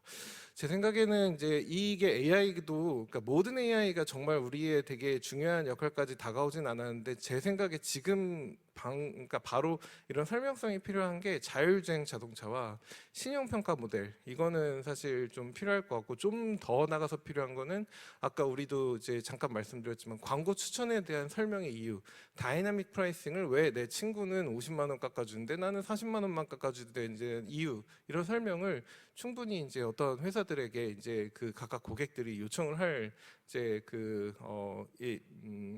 시기가 돌아올 것 같고요. 그래서 이제 이게 조금 더 강화가 돼서 이제 실시간 이제 자기의 생명, 그러니까 신체 정보에 대한 데이터, 그리고 이제 여기 뭐 나와 있지는 않지만 자율주행, 그리고 이제 그 채용이나 승진, 그리고 학생의 평가 시스템, 그리고 신용도 평가, 그리고 인프라에 대한 것들은 EU에서 이제 이런 설명성을 담보해야 되고, 만약에 담보를 못하면 전 세계 매출 6%까지 벌금을 부과하도록. 그러니까 6% 벌금은 굉장히 크거든요. 그래서 그러면은 그걸 만드는 사람, 좀 예를 들면 현대자동차, 테슬라, 혹은 이제 신용도 그 글로벌 이제 그 금융기업, 이런 입장에서는 설명성을 더 이제 만들 필요가 있고, 이제 그 광고 회사들도, 이제 온라인 광고 회사들도 그런 준비가 필요하지 않을까, 이런 생각을 합니다.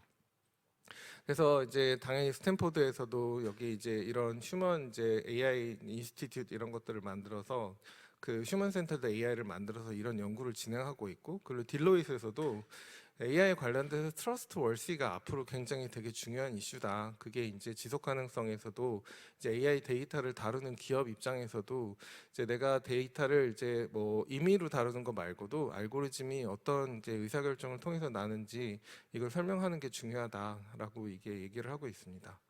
그래서 달파에서도 지금 이렇게 이제 크게 이제 AI의 시대를 세 개로 나눠서 이제 처음에는 이제 그 핸드크래프트 널리지의 시대, 그러니까 전문가 시스템의 시대, 그 다음에는 머신러닝의 시대, 그 확률적인 학습의 시대였는데, 이제는 이제 설명 가능 인공지능이나 작은 데이터를 이제 그 잘 이제 적응할 수 있는 그런 시대라고 얘기를 하고 있고요. 만약에 이제 저 아이가 제 칫솔 들고 있는데 이제 야구방망이라고 잘못 얘기했으면 왜 그런지, 그리고 저기 판다에다가 잡음을 좀 넣는데 이제 긴팔 원숭이라고 나오면 왜 그랬는지, 저게 어드버서럴 어택이라고 좀 지금 뭐 연구상 응용상도 굉장히 중요한데요. 스탑 사인이 있는데 누가 가가지고 스티커 한 3개 붙이면 이거를 이제 AI 이제 자동차가 파란불이라고 인식한다. 그러면 이제 우리가 전수조사를 해봐야 되지 않는가, 이런 생각도 해볼 수가 있고, 검증은 어떻게 해야 될까, 우리가 그걸 탈 수 있는가, 이런 것들에 대한 그런 이제 그 안전성 확보 방안이 앞으로도 계속 중요할 거라고 생각합니다. 그래서 이제 이제 엔비디아에서 만든 파일럿넷에서는 이제 자율주행 자동차 핸들을 이제 꺾었을 때 이제 왼쪽으로 갈지 앞으로 갈지 오른쪽으로 갈지에 대해서 어떤 픽셀들 때문에 어떤 부분 때문에 그런지 저렇게 색깔로 표시해주고, 그래서 자율주행 자동차가 나왔는데 저런 기능이 있는 자동차가 있고요, 없는 자동차가 있어요. 그럼 사실 안전성 입장에서 굉장히 차이가 날 수가 있습니다. 만약에 저 중간 그림에 아마존 박스가 이렇게 있고 그 안에 아기가 타고 있을 수도 있다고, 이렇게 애들이 타고 있을 수도 있다고 생각해 보면 자동차가 막 가고 있어요. 근데 이제 이 기능이 있는 자동차의 경우에는 저기 초록불이 이렇게 박스에다가 세팅이 되면 지금 빠르지만 이 자동차가 점점점 브레이크를 밟아 쓰겠지, 이렇게 생각을 하는데, 만약에 저 초록불이 있는 자동차 중에 초록불이 박스에 안 쓴다라고 하면 운전하는 사람 입장에서 못 봤구나, 차가, 내가 그럼 브레이크를 밟아야지, 이렇게 있는데, 만약에 저런 기능이 없는 자동차라고 하면 박스를 받는지 안 받는지, 지금 막 빨리 달려가고 있는데 어떻게 해야 되지? 라고 혼란이 있을 수가 있습니다. 그만큼 이제 저는 이제 인공지능 이제 시스템을 미션 크리티컬한 이런 시스템을 쓸 때 설명성이 계속 더 중요해질 거라고 생각을 하고 있고요.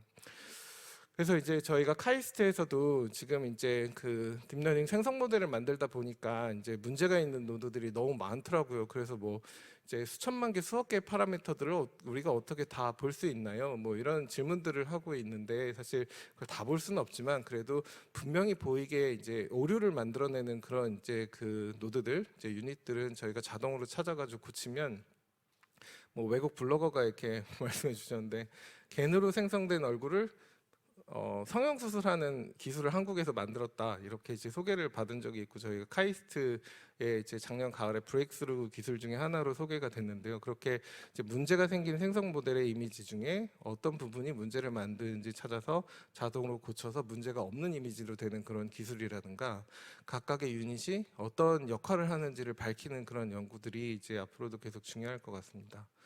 그래서 저희가 이제 그 설명가능 인공지능 연구센터에서 여러 협업 연구를 진행하고 있고요. 그 중에서는 이제 네이버와 같이 새로 좀 더 다양한 이제 그 창의물들을 이제 만드는 그런 역할도 하고 있고, 또 빅스비에서 이제 중간에 학습을 하다가 바라 모델이 잘못이 됐으면 어떤 이제 노드가 문제가 학습했을 때 문제가 있어서 바라를 잘못하고 있는지 고쳐주는 그런 연구, 그리고 제조업에서도 이제 설명 가능한 그런 이제 가이던스를 만들어서 이제 공장을 좀 더 최적으로 운영하는 그런 기술들을 이제 개발하고 있습니다.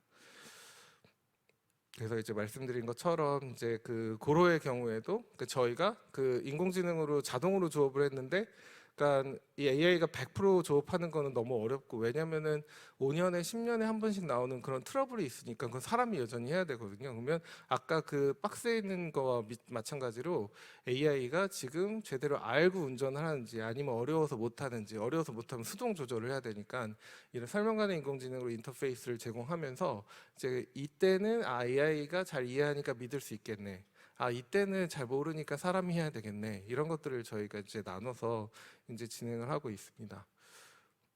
그리고 또 설명 가능 인공지능은 우리나라에서 또 윤리 이런 것들 관심이 워낙 많아가지고요. 그래서 이제 그 관심 있는 연구 잘하시는 분들도 많아서 국제 연구도 많이 하면서 이런 것들을 저희가 잘 이렇게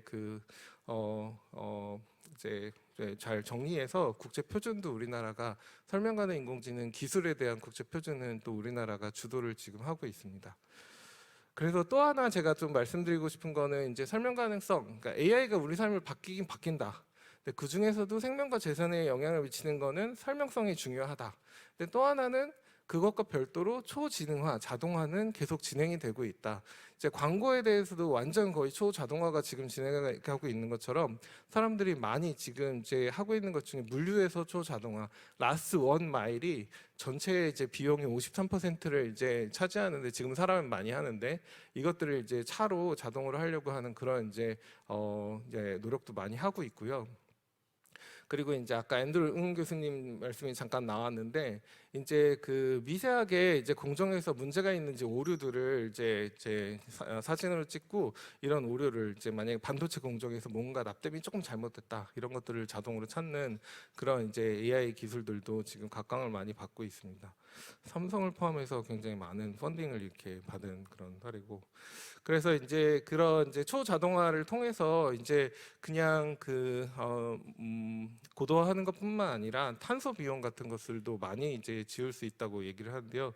보스턴 컨설팅 그룹에서 얘기하는 걸 보면 이제 이렇게 창출되는 가치가 매년 뭐 2.6조 달러 정도만큼 오를 수가 있고 이제 제철 기업의 경우 이게 이제 포스콘인지 아니면 다른 기업인지 저는 잘 모르겠는데 저기 나와 있지는 않아서요.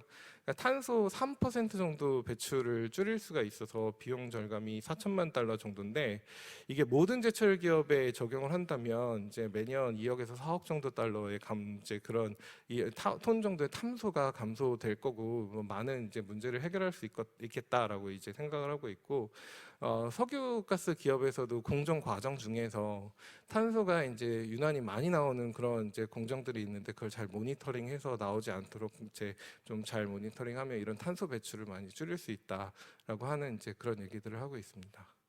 그래서 마지막으로 이제 저희 이런 기술들로 저희 연구팀에서 이제 창업한 이제 회사 소개를 잠깐 해드리려고 하는데 회사 소개뿐만 아니라 재밌는 얘기들이 있어요. 그래서 제가 여기 이제 그 내용을 하려고 하는데요. 저희 회사는 이니지라고 하는 회사고 세상에서 가장 정확한 인공지능 예측 서비스를 제공하는 그런 회사입니다.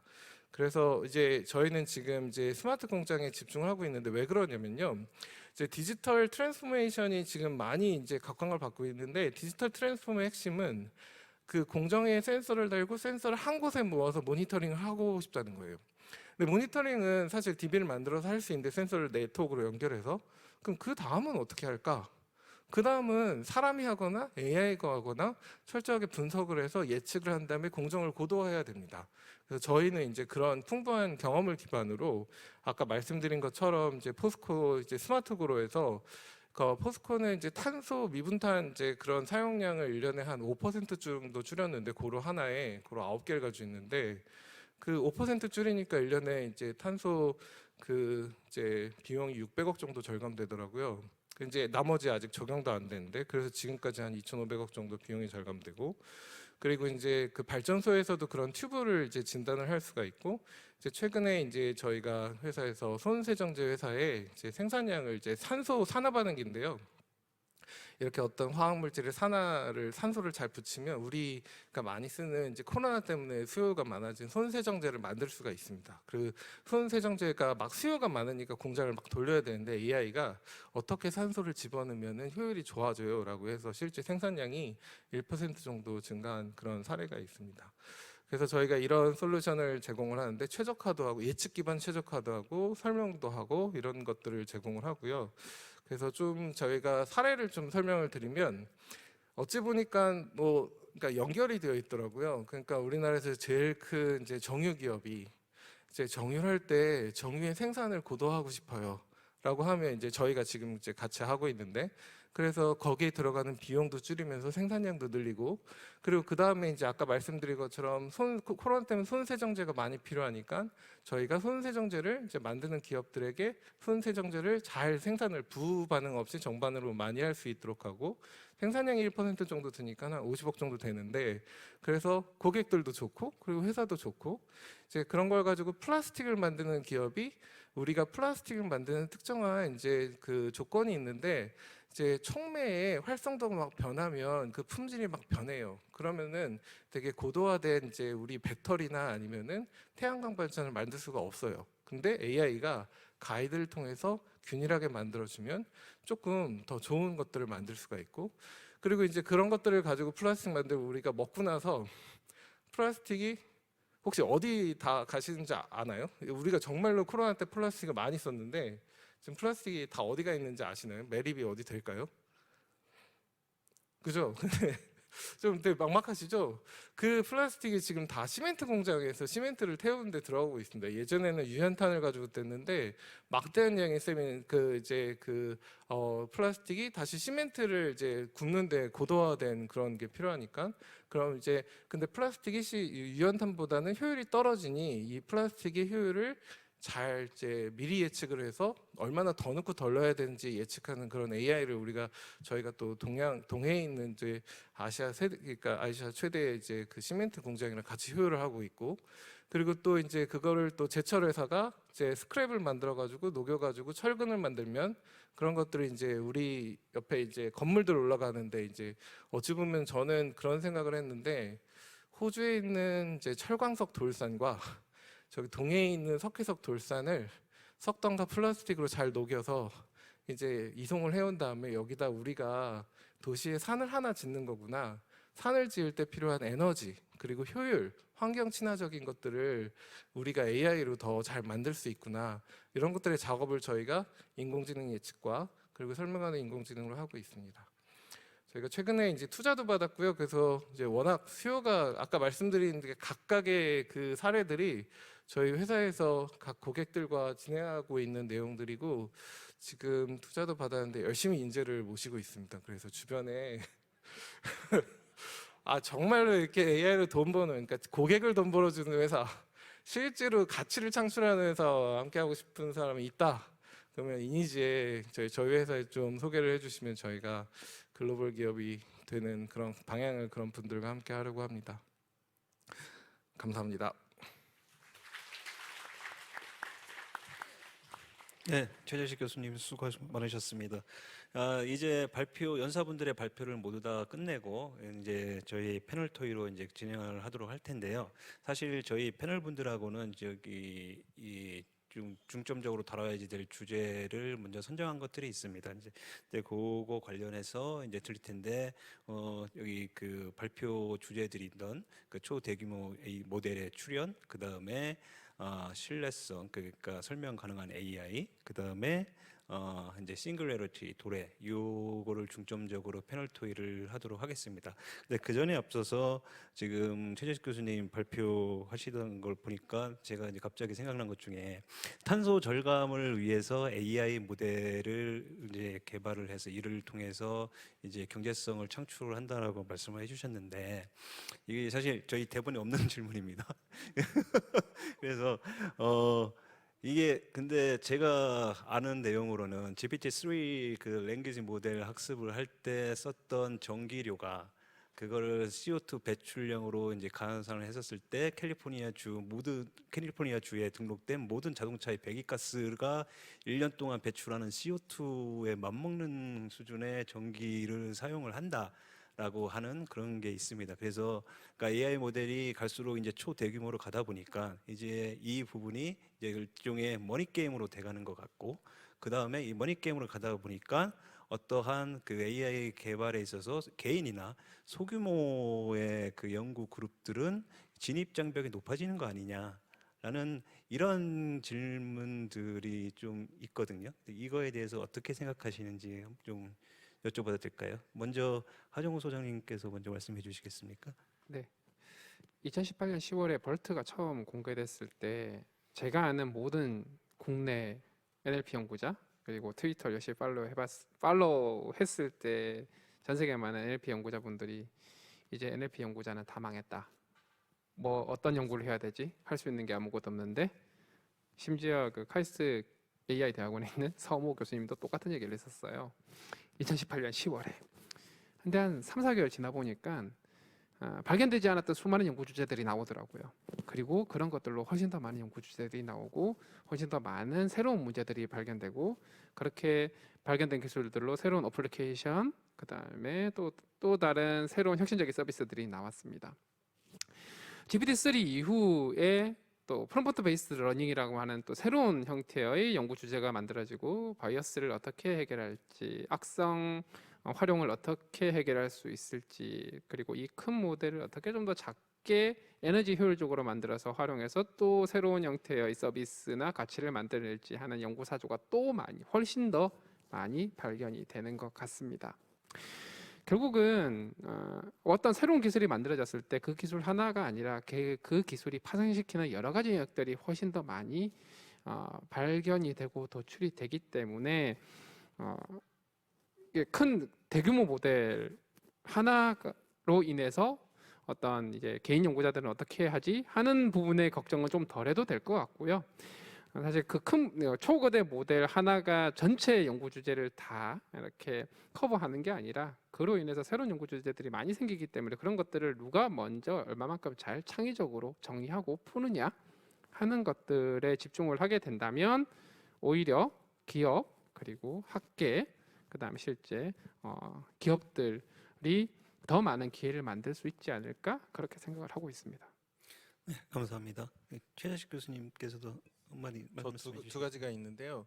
하나는 사실 이거는 패권 경쟁이니까 큰 모델을 누가 먼저 학습해서 특허권을 넣느냐 이런 이제 그 뒤에 이제 산업을 주도하겠다 약간 전쟁 같이 이런 게 있어서 조금 하지 말아라 하기는 좀 어려울 것 같고요. 근데 이제 두 가지 그러니까 디지털 트랜스포메이션 일어나고 있는데 AI 학습 모델 쓰는 전기가 뭐 50% 이상은 아닐 거다. 지금 뭐 여러 가지 기업들이 쓰는 이제 데이터 센터가 늘어나는 그 전기료를 어떻게 하는 게 더 근본적인 문제지 AI 모델 학습하는 거 하나 가지고 하는 게 중요한 것 같지는 않고요. 왜냐하면 실제로 AI 모델 만들어도 실제 실행을 할 때는 이 기업들이 최대한 조그만 모델을 만들려고 노력을 많이 하고 효율화하려고 노력하기 때문에 메인스트림은 효율성이 살아있을 것 같긴 합니다. 근데 뭐 제가 아까 저희 이제 회사 이니지 말씀드린 것처럼 지금 우리 전기요금에 대한 이제 토론이 되게 활발하잖아요. 근데 작년에서 지금까지 이제 유연탄 석탄 가격이 200% 오르고 이제 천연가스 가격이 70%, 그러니까 기름값이 50% 정도 올랐다고 하더라고요. 이제 어떤 방식으로도 발전 과정에서 그리고 또 이제 발전된 전기를 쓰는 과정에서 절감하는 건 지금 굉장히 중요한 그걸 AI로 할 수 있으면 더 좋고 사람이 할 수도 있어도 좋겠지만 중요한 주제인 것 같긴 합니다. 그래서 저희는 AI로 그거를 줄이거나 효율화할 수 있는 방법을 찾는 데 좀 집중을 하고 있고요. 네. 네, 네, 감사합니다. 다음 질문으로 좀 넘어가 볼까요? 저희가 이종원 부대표님께서 발표 자료에 이제 그 일단 스페시픽한 AI 모델, 그다음에 제너럴한 AI 모델, 그다음에 슈퍼 인텔리전트한 AI 모델로 이제 AI 모델들이 진화를 하면서 이제 초지능으로 이제 넘어갈 것 같다라는 그런 그 말씀을 해주셨는데 저희가 이제 갖고 있는 지금 지식으로는 초대규모 랭귀지 모델이 이제 나오는 것이 그게 자체가 어떻게 보면은 제너럴한 모델의 출현이라고 이제 볼 수가 있을 것 같고요. 그러면 이게 종국에는 어느 순간에는 그 이제 싱귤러리티라고 하는 그 시점이 도래하는 것이 아닐까라고 생각을 해볼 수가 있겠습니다. 그러면 이런 싱귤러리티가 도래를 하면 많은 부분에서 이제 사람을 대체할 수 있을 거라고 보여지고요. 그러면 가장 먼저 그 타격을 받게 될 부분은 우리 노동 시장일 것 같습니다. 어차피 인공지능이라고 하는 것이 사람의 그런 이해나 아니면 판단을 대체한다라고 하면은 많은 부분에서 사람을 대체할 수 있을 것 같고요. 그래서 뭐 아까 전에 예를 들으신 그 홈케어 그 콜 같은 것들을 보시면 저는 처음에 어떤 게 생각이 나냐면 상담원이나 텔레마케터 분들이 제일 먼저 타격을 받겠다라는 그런 생각이 들었습니다. 그래서 만약에 이렇게 AI가 지금보다 훨씬 더 여러 분야에서 이제 도입이 되고 이제 그렇게 되면은 우리가 노동 시장은 분명하게 크게 변화가 될 텐데 그럴 때 우리가 미래의 이 노동 시장을 변화를 준비하기 위해서는 어떠한 것들이 필요할지 좀 말씀을 좀 부탁드리겠습니다.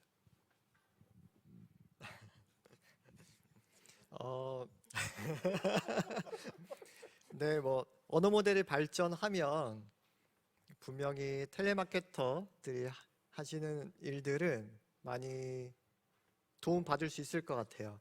그리고 그런 것들은 일반 인공지능이 되었다고 생각할 때쯤에는 더 그럴 것 같고, 하지만 제가 서베이해서 발표드린 내용은 초지능 그리고 특이점이라는 것은 훨씬 더 멀리 나간 일이라고 생각을 하고, 그것은 인공지능이 또 다른 인공지능을 설계할 수 있을 때쯤, 그래서 반복적인 우리가 스스로 진화한다고 얘기하는 진짜로 그게 일어날 때쯤 초지능이 일어난 게 아니냐라고 생각을 합니다. 어쨌든 AGI만 오더라도 노동시장의 변화는 불가피할 거라고 생각을 하고, 오늘도 이제 법 윤리 부분에 대해서 고민하시는 분을 제가 만나뵌 적이 있는데, 기술하시는 분들이 그런 문제들을 다 논의할 수 없고, 우리가 이런 기술로 이런 것들이 가능하고 이런 변화가 예상되니 우리 사회가 다 같이 논의를 해보자. 그래서 법대에서도 같이 고민을 해주시고, 사회대학 쪽에서도 같이 고민을 해주시고, 사실 뭐 사회 전체가 같이 고민을 해야 될 내용이라고 생각을 합니다. 네, 요거는 제가 서비스를 하고 있다 보니까 좀 설명을 드리고 싶은 부분인데요. 케어콜 보여드리기도 했고, 그다음에 요즘 AICC라고 얘기를 하죠. AI for Contact Center라고 얘기를 하고 있는데, 케어콜 같은 경우는 그렇습니다. 독거노인 분들께 전화를 대신 걸어드리죠. 전국에 사회복지사 분들이 굉장히 많이 계시긴 합니다만 더 많은 독거노인 분들이 계시고, 이 사회복지사 분들이 모든 독거노인 분들을 다 케어를 하시기가 굉장히 힘듭니다. 일주일에 한두 번 정도 방문을 해야 되고, 보통 그 혼자 사시는 분들 같은 경우는 굉장히 환경이 열악한 곳에서 살고 계시다 보니까 한번 이렇게 왔다 갔다 하는데 시간이 많이 걸리죠. 그렇게 되면은 사실 이런 AI라는 정말 좋은 도구를 활용하면은 개별 복지사분들이 이렇게 커버를 해야 되는 대상 노인분들을 훨씬 더 잘 케어를 할 수 있는 도구로서 활용을 할 수 있다 관점에서 봐야 될 것 같고요. 그게 복지사분도 마찬가지고 어르신분들도 마찬가지고 삶의 질을 올릴 수 있는 거라고 생각을 하고 있고요. AI for 콘택트 센터도 마찬가지인 게, 텔레마케터 분들이 전화를 하시긴 하시는데 굉장히 힘든 정신노동입니다. 이 부분에 있어가지고 AI가 덜어드릴 수 있는 부분을 덜어드리면 정신적인 스트레스를 좀 줄일 수 있거니와 고객들 입장에서도 대기 시간을 확 줄일 수가 있거든요. 저도 이제 카드 회사 전화하면은 뭐 5분, 10분 기다리던 게 루틴한 거는 AI가 커버를 하고 어려운 거는 사람이 받고, 그래서 이 AGI 부분으로 연결을 좀 시키면 저는 AGI 특이점 약간 회의론자이긴 하고요. 언어 모델도 마찬가지. 제가 육수라는 표현을 굉장히 많이 씁니다. 초거대 언어 모델을 육수라는 표현을 쓰고 실제 여러 가지 태스크에 적용하는 거를 요리라는 표현을 쓰는데, 육수를 굉장히 잘 끓이면 많은 요리를 편하게 만들 수 있지만 육수를 아무리 잘 끓여도 그걸로 차를 만들 수는 없고 물감을 만들 수는 없습니다. 그래서 제너럴 인텔리전스라는 거의 그 제너럴의 범위에 대해서 좀 고민을 해봐야 된다고 생각을 하고 있고요. 이 제너럴의 어떤 의미가 얼마만큼 생산성을 높여줄 수 있거나 도구로서 활용을 하는 데 있어서 비용을 줄이거나 하는 관점에서 바라보는 게 맞지, 모든 사람의 역량을 대체한다 이렇게 해석하는 거는 여전히 조금 위험한 생각이 아닌가, 혹은 좀 더 나간 생각이 아닌가, 이렇게 보고 있습니다. 예, 최재식 교수님. 예. 저도 두 가지가 있는데, 하나는 초지능과 상관없이 어떤 일자리가 대체된다고 전문가들이 많이 얘기하냐면, 아까 소장님 말씀하신 것처럼 루틴한 것들은 대체가 될 수도 있다라고 얘기를 많이 하세요. 사실 사람들이 되게 루틴한 일을 할 때 별로 좋아하지도 않을 뿐더러, 루틴한 것들은 머리로 하는 루틴한 것과 그리고 실제 몸으로 하는 루틴한 것들은 AI가 한다. 그래서 그냥 라인이 있는데 사람이 크게 움직이지도 않고 불량인지 이제 뭐 아닌지 아는 거나 전화를 받았는데 맨날 똑같은 얘기를 하는 거다. 이런 것들은 되고, 이제 반대로 그러면 어떤 일자리가 잘 안 없어지냐고 하면, 약간 뭐 노가다 같다고 생각할 수 있는데 머리로 하는 노가다. 몸이 이제 루틴하지 않고 다양한 일을 내가 섞어서 해야 되는 경우에, 그런 경우에는 사실 대체가 어렵다고 합니다. 그러니까 우리도 영업 활동을 할 때나 사람들을 매니지먼트하는 이런 것들은 AI가 굉장히 전문 지식을 듣는 거, 이런 것들은 굉장히 대체가 어렵다고 하고요. 그러니까 몸으로 하는 일도 이제 공장에서 포장하는 것들은 대체가 가능한데 배에 용접하는 것들은 어렵다, 이렇게 얘기를 하시는 게 왜 그래요? 아니면 플러머 뭐 이렇게 뭐 설거지를 한다던가, 아니면은 뭔가 물이 막혔을 때 이걸 고친다든가, 이런 것들 루틴하지 않기 때문에 이런 것들은 계속 사람이 이제 하게 될 거라고 얘기를 하나 하고 있고요. 저는 아까 싱귤러리티에 대해서 되게 이제 재밌게 들었는데, 개인적으로 생각할 때 이런 이제 그러니까 싱귤러리티를 특이점을 하는데 지금 제일 큰 장벽이라고 생각하는 부분은 어디냐면 온라인상에서 메타버스나 데이터를 가지고 하는 것들은 굉장히 똑똑해지는데 사람과 제일 큰 차이는 사람은 그러니까 여러 가지 오감이라고 얘기하는 걸 인터랙션을 통해서 만져보고 부딪혀보고 넘어지고 그리고 싸워보고 그러면서 이렇게 경험하는 것들이 좀 AI가 많이 약한 것 같습니다. 사실 그거는 좀 이제 네. 네. 네, 네, 네. 그런 부분이 이제 앞으로 좀 해야 될 일이 아닐까 생각합니다. 네. 네, 감사합니다. 다음 질문으로 여기 넘어가 보도록 하겠습니다. 지금 온라인상으로 여기 질문이 없기 때문에 저희가 준비한 질문 하나만 이제 하고 그 다음에 방청객 분들 중에서 하나 정도 질문을 받도록 하겠습니다. 저희가 지금 이제 그 초대규모 언어 모델, 그 GPT-3 케이스 이후로 이제 그 저희가 학습 데이터, 그러니까 그 지도 학습으로 만들어지는 언어 모델에서의 학습 데이터 상에서의 어떠한 여러 가지 윤리적 이슈들, 예를 들어서 뭐 인종이나 젠더 차별 또는 뭐 욕설 같은 것들의 문장이 이제 잘 걸려지지 않은 상태에서 학습을 하다 보니까 이 언어 모델 자체가 내뱉는 결과가 이제 신뢰적이지 않고 어떤 윤리적인 그런 문제를 유발할 수가 있는 케이스가 있습니다. 그리고 네이버 하이퍼클로바도 마찬가지로 이제 그런 이슈로 고민을 하실 거라고 생각이 되고요. 이런 것들에 대해서는 저희가 이제 어떻게 해결을 해야 될지 간단하게 설명해 주시겠습니까? 작년 12월경에 딥마인드에서 고퍼 논문을 발표를 하면서 함께 세 가지 논문이 나왔는데 하나가 고퍼고 다른 하나는 그것보다 모델을 좀 더 짧게 쓰면서 메모리 형태로 써서 훨씬 효율적으로 쓰는 모델, 그리고 나머지 하나가 AI 윤리 관련한 부분이었습니다. 그래서 랭귀지 모델의 AI 윤리, 약간 악성 활용 혹은 윤리 혹은 편향성이 있는 부분들은 다행히도 굉장히 연구가 많이 진행이 되고 있고 어떻게 해야 이걸 완화할 수 있을지 전 세계적으로 연구가 많이 진행이 되고 있어요. 그래서 이런 부분들을 연구의 집단지성으로 충분히 계속해서 개선되어 나갈 거고 극복되어 나갈 거라고 생각을 하고 있고요. 저희 하이퍼클로바 같은 경우도 레드팀 자체를 편성을 해서 운영을 하면서 또 이게 회사 내부에서만 하면은 어떤 그 객관성이 결여될 수 있기 때문에 저기 최 변호사님 와 계시지만 뭐 서울대 사피라든가 혹은 국내에 굉장히 많은 AI 윤리 관련된 연구하시는 분들과 함께 논의를 해가면서 진행을 하고 있는데 결국 중요한 부분은 그건 것 같습니다. 엔지니어들은 뭔가 목적성이 정해지거나 머신러닝 쪽에서는 목적 함수라고 얘기를 하죠. 이게 명확하게 정의가 되면은 거기에 맞추는 기술들을 열심히 연구 개발해서 맞출 수 있는데 AI 윤리 부분은 이 목적 함수를 정의하는 부분이 사회적 공감대나 사회적 합의가 필요한 것들이 굉장히 많습니다. 자동차가 자율차가 가는데 어르신을 칠 것인지 아이를 쳐야 될 것인지 둘 중에 하나를 골라야 된다. 어떻게 할 거냐? 엔지니어가 선택하는 건 아닌 것 같고요. 사회적 공감대 관점에서 어떻게 해야 되느냐 이런 것들이 먼저 잘 정의되는 게 필요할 것 같고 이런 부분들은 함께 논의가 되어 나가야 된다고 생각하고요. 그러면서 기술적인 부분들은 계속 연구를 해 나가는, 개발해 나가는 그런 형태가 돼야 되지 않나 생각을 하고 있습니다. 네, 감사합니다. 저희 이 시간이 질문은 많은데 지금 3분 정도가 남아서 죄송하지만 지금 방청객 중에 질문은 여기 지금 시간에 받지는 못할 것 같고요.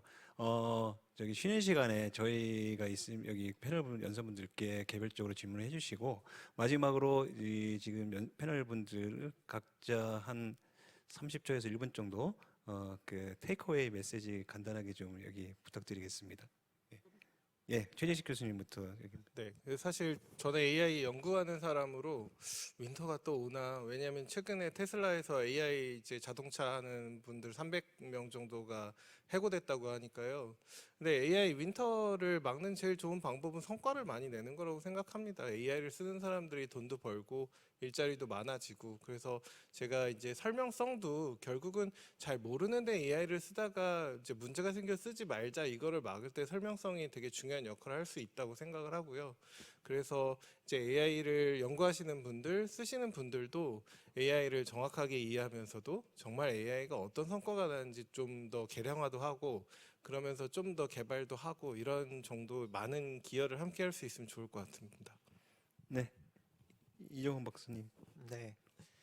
보이스피싱이 처음 나왔을 때 우리가 모르고 막 당했던 것처럼 기술이 어디까지 가능한지를 모르면 그 예상하지 못한 상황에서 당할 수밖에 없는 것 같아요. 그래서 기술을 하시는 분들은 기술에 대해서 정확하게 알려야 되고, 그리고 기술을 모르시던 다른 분야에서 직종하시는 분들은 기술이 어디까지 가 있고 그것으로부터 무엇이 가능한지 아는 것만으로도 그 이후에 여러 상황들을 대비하는 데 충분히 큰 도움이 된다고 생각합니다. 오늘이 그런 자리인 것 같고 앞으로도 더 많이 소통했으면 좋겠습니다. 네. 저는 그 강연하러 가면 보통 이런 말씀을 많이 드립니다. PC가 그러했고 모바일이 그러했던 것 같고요. 인터넷이 그러했던 것 같습니다. 사회 전반의 삶을 살아가는 걸 완전히 획기적으로 바꾸는 기저기술, 인프라 기술 혹은 이네이블러 기술이라고 얘기를 하는데 AI도 약간 그런 걸로 가는 것 같아요. 그냥 특정 기술 어플리케이션 수준이 아니라 거의 대부분의 어떤 산업이 됐든 혹은 뭐 태스크가 됐든 어플리케이션이 됐든 문제가 됐든 이런 것들을 가능하게 하거나 불가능했던 걸 혹은 전 새로운 형태의 비즈니스를 만들어내기도 하거나 하는 이네이블러 기술이라고 생각을 해요. 그러면은 이제 이 AI 기술 이네이블러를 훨씬 더 개선 혹은 발전시키기 위한 사람들도 필요하고 혹은 세상이 만약 그렇게 흘러가게 된다면 이 기술들을 가지고 나의 문제를 어떻게 훨씬 더 잘 풀 것인가 하는 데 대한 역량을 키우는 것도 굉장히 중요하다고 생각을 합니다. 세상이 바뀌어가는 거잖아요. 그래서 휩쓸려 갈 거냐 아니면 내가 선대적으로 공격적으로 더 이 기술을 잘 레버리지해서 더 좋은 기회를 만들 거냐 관점에서 후자 쪽이 훨씬 더 많은 기회를 만들 수 있지 않을까 생각을 하고 있고요. 다 같이 달려갈 수 있으면 뭐 이제 나라 관점에서도 더 좋은 경쟁력 발전에 도움이 되지 않을까 생각을 합니다. 네, 감사합니다. 저희가 이제 할당된 시간이 전부 다 이제 끝났고요. 지금까지 그 세 분의 패널 분들을 모시고 그 이제 초대 규모 랭귀지 모델을 비롯한 어떤 그 제너럴 AI, 그 다음에 싱귤러리티, 그 다음에 설명 가능 AI를 중점으로 좀 저희가 토의를 해봤습니다. 관련된 윤리적 이슈라든가 아니면 이제 미래의 노동시장이라든지 그 다른 패널 분들께서 말씀하신 것처럼 AI라고 하는 게 이제 저희가 이제 계속 그 AI라는 기술과 계속 이제는 공생할 수밖에 없는 그런 사회가 도래한 것 같고 이게 일종의 기반 기술로서 저희가 이제 적절한 이 최소한의 이해는 이제 필요하다. 그리고 이거를 어떻게 인간을 위해서 잘 도입을 할 수 있는지에 대한 고민은 필요하다라는 그런 식의 결론을 내리고 이제 이 세션을 이제 종료를 하도록 하겠습니다.